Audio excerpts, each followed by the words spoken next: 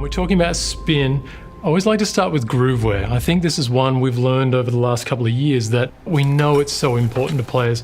Obvious one, maybe, but why is spin so important to your players? Well, spin for my players, for our players, is really control. If you don't have spin, you can't control that golf ball.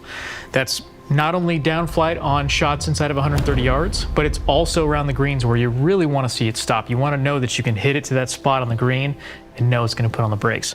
So spin for us is extremely important. It's something that our tour players challenge us on every single line we make as they say, can we get a little more? Can I have a little more? They're not asking for less spin, right? No, they are not. Now, one thing to bring up that I think is really important is how do you know what spin is best for you, right? And for our tour players, I'll tell you, I need spin in my 46 through 52, but I really need spin in my 54 through 62. That's really an important place for me to have that spin because as you increase that loft, that ball and that face are not interacting as much as you think.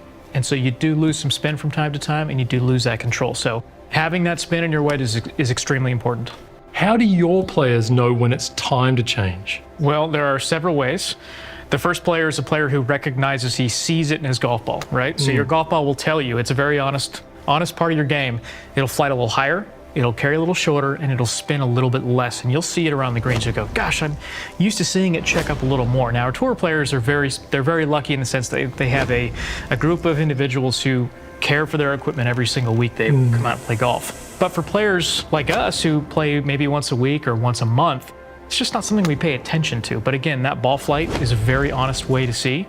Spin decay will present itself. You just got to pay attention to it. The face wear is also a great way. So if you see a marking on the face that's in that sweet spot of grooves 2 through 5 that looks really worn down, it could be sand spray, it could be grooves looking a little wavy, things like that will be signs that it might be time to make a change. If you keep track of how many rounds you play, it's usually 75 rounds of practice or indicators. And then the one thing we always tell players, if it's time to change that grip, it's probably time to change that wedge. So, you know, players will bring it in and they'll say, hey, my grip's worn down, I've got a thumb spot. I go, well, you probably need to replace the entire thing. Kevin, we do something to make sure that we retain spin for longer. What are we doing? We're still heat treating the face? We have a proprietary process that we apply to the face before it's finished. What that's going to do is provide groove durability twice as much as then without it. So Aaron says we have 75 rounds. If you didn't have the heat treatment, it'd obviously be half that. So it's just giving you more control for longer life. Tell us what we've done with SM9. How have we improved the groove process? So we've changed the groove once again for SM9. It is now going to be even sharper. So what we're going to give you is more spin for longer, give you more spin, more control.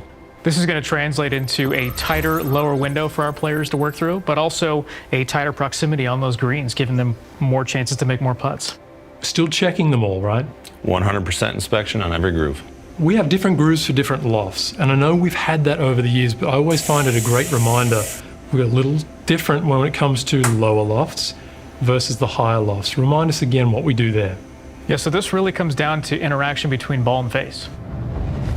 We've studied it to death, to be honest, because we really want to make sure your 46 through your 54 is a slightly narrower but deeper groove, and that allows you to push more material, more moisture in there. And we have it a little bit narrow because it's more compression on the ball with less loft. So the less loft you have, you can make that a little skinnier, but you really want that channel of that groove to push debris away.